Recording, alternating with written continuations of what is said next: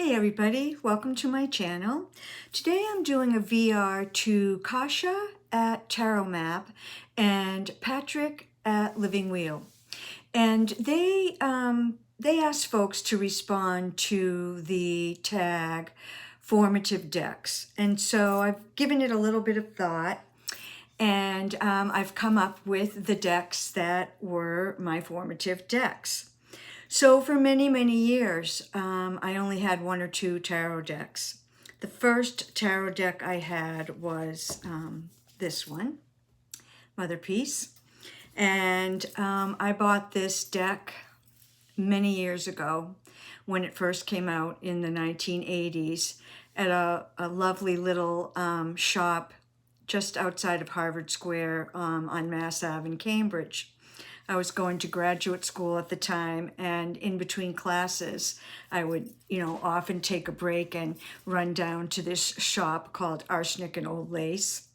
And I had never been attracted to tarot. What I had seen Rider-Waite-Smith, little bits of it, and I wasn't really interested in it. It didn't call to me. And then I saw this deck. It was round. The art style was different. It was, at the time, what we were thinking was inclusive.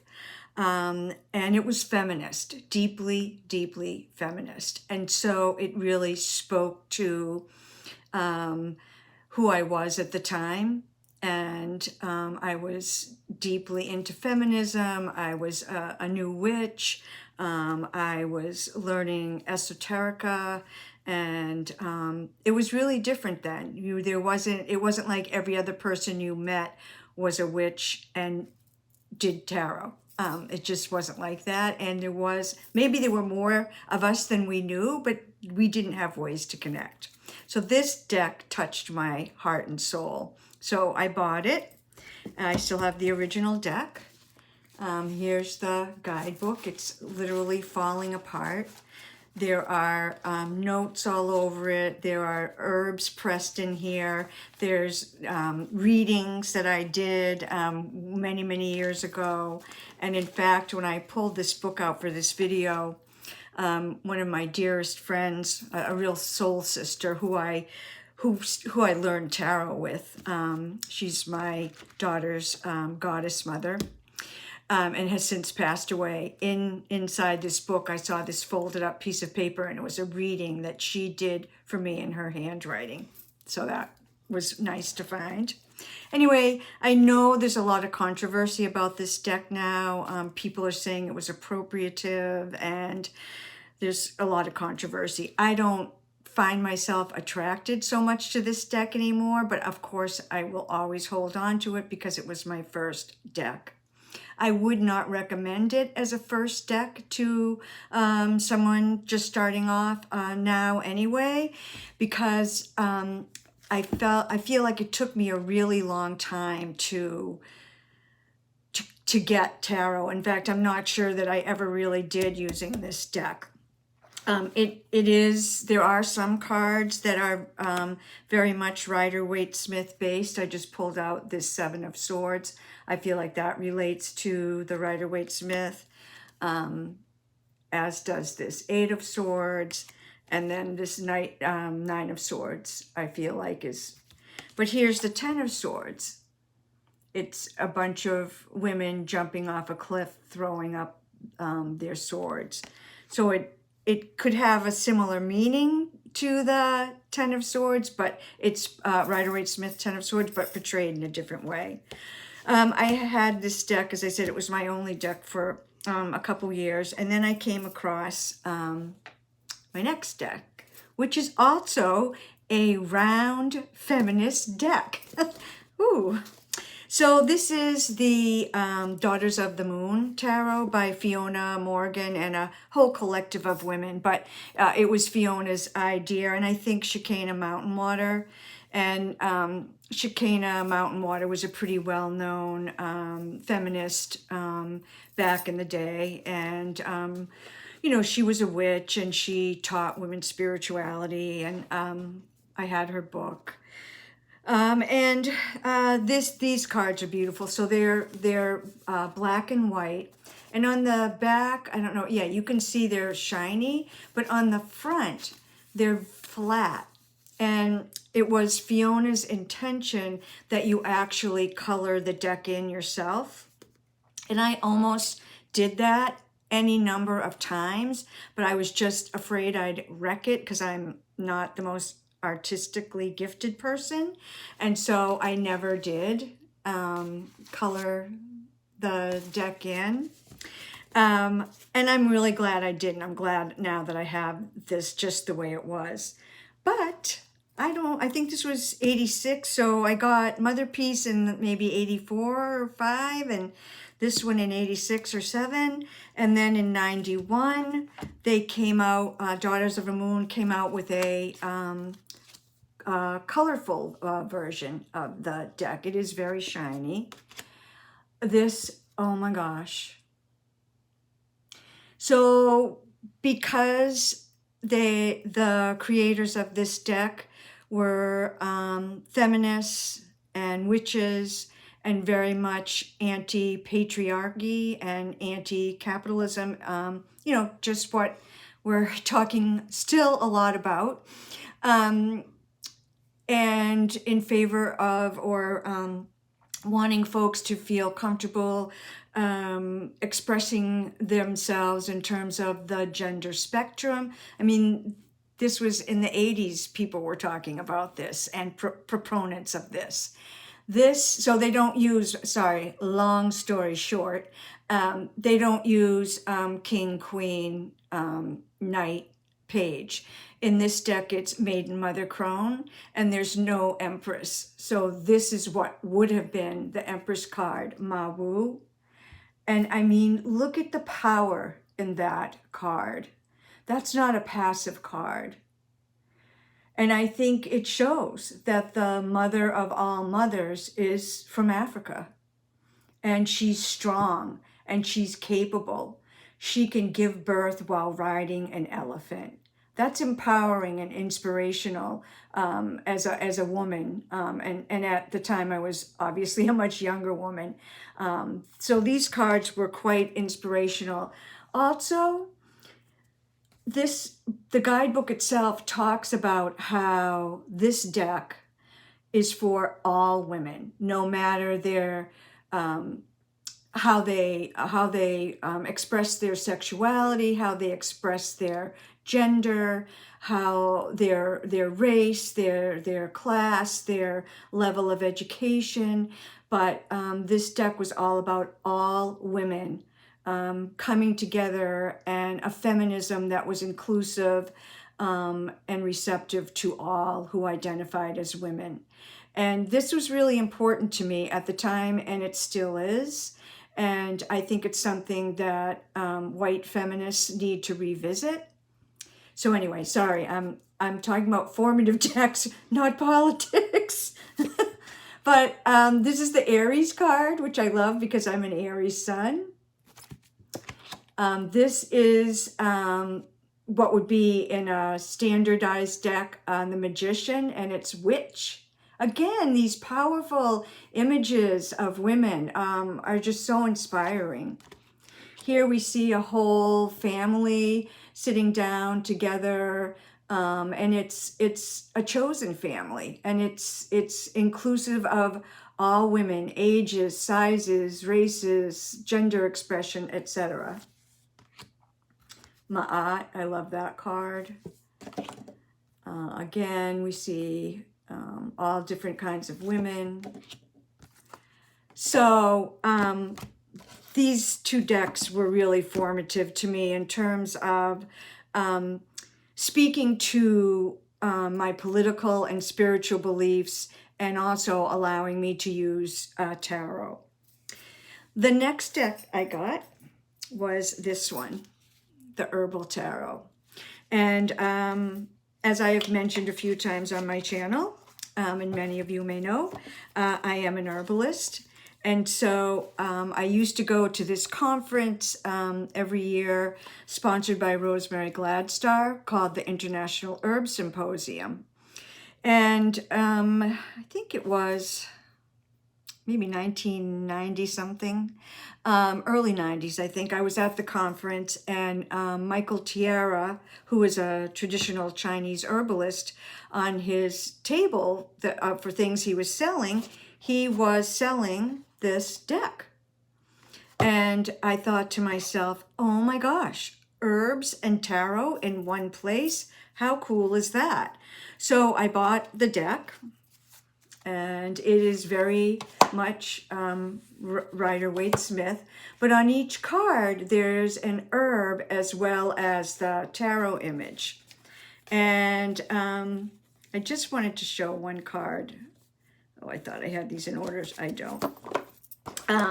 Anyway, this is a wonderful deck, and you can learn about herbs, and it was Rider-Waite-Smith. So it took me away from these round feminist decks into sort of a more mainstream Rider-Waite-Smith based deck. I also had the guidebook for that one.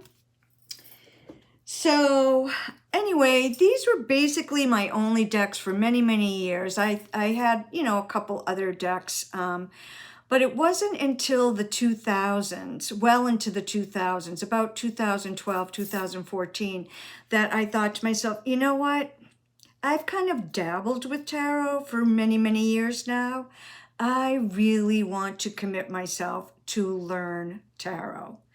And so to do that, I felt like I really needed to get a Rider-Waite-Smith deck. And so I got this one, the Radiant Tarot. And I started at Imbolc of, I believe it was 2014. And for 1 year, I pulled one card a day. About halfway through the year, I went to pulling 3 cards a day to learn the deck. And that's how I learned the deck. It took a year of pulling a card every day.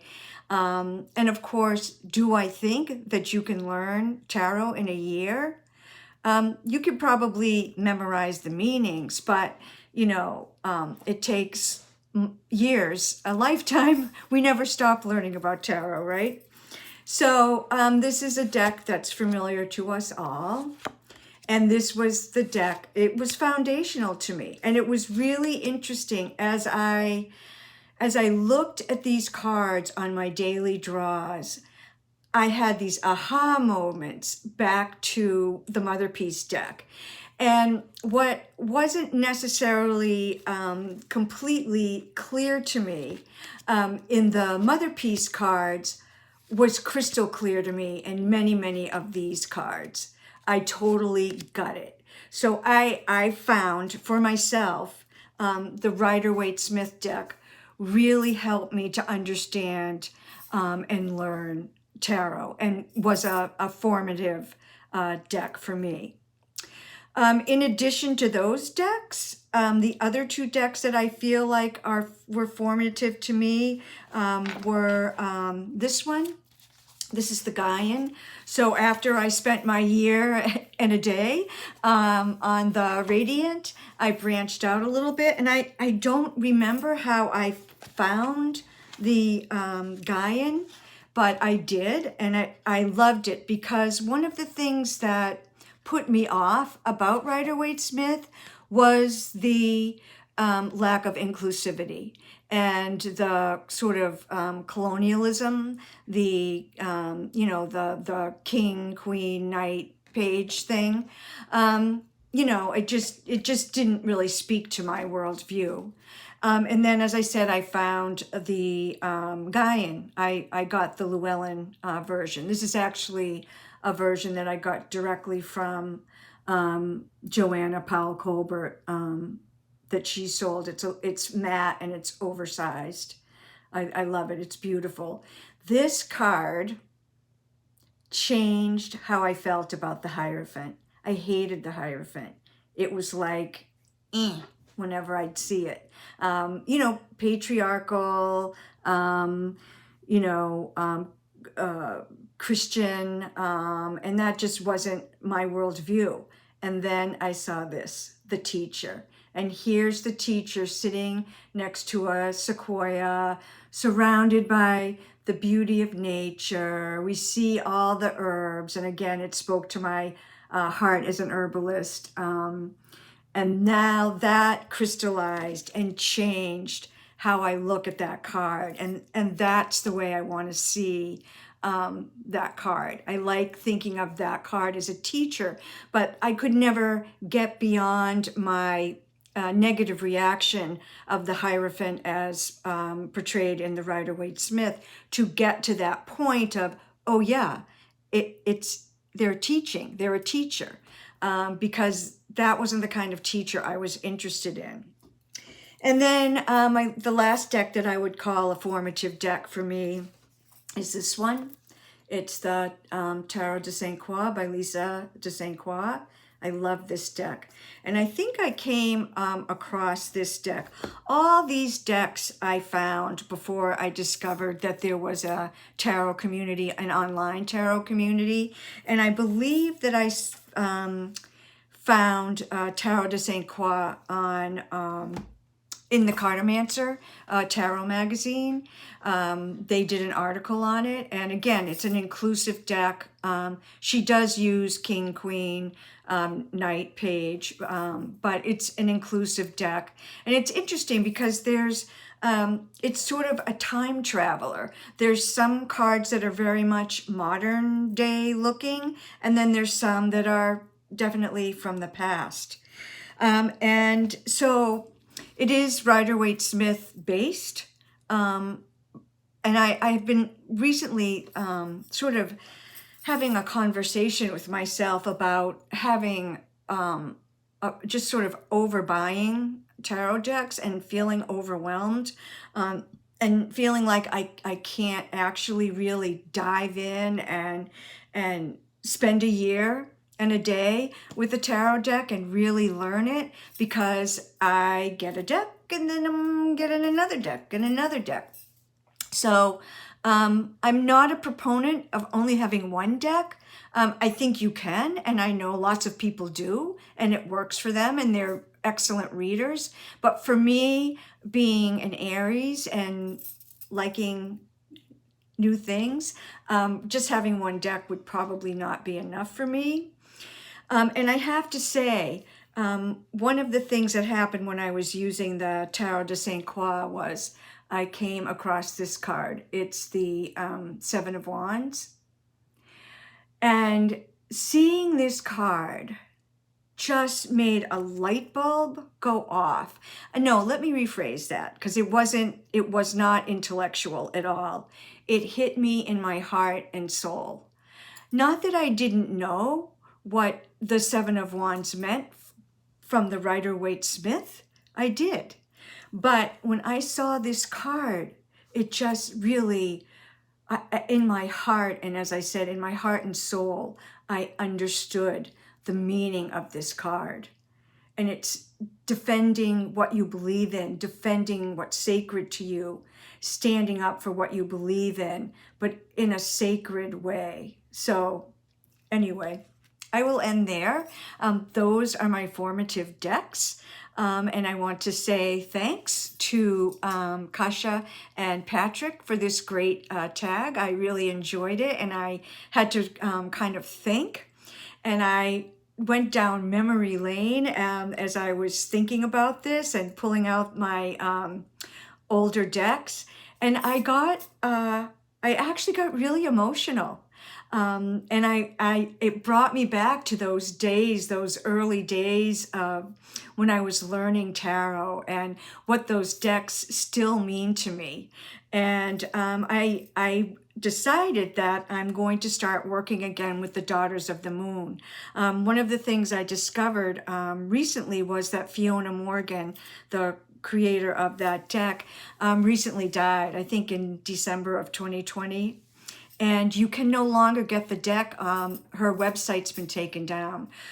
So if you have that deck, hold on to it, because at least for the time being, you're not able to buy it new anymore. You know, it will probably come back. I don't know. But Anyway, thank you again, Kasia and Patrick. I really enjoyed doing this.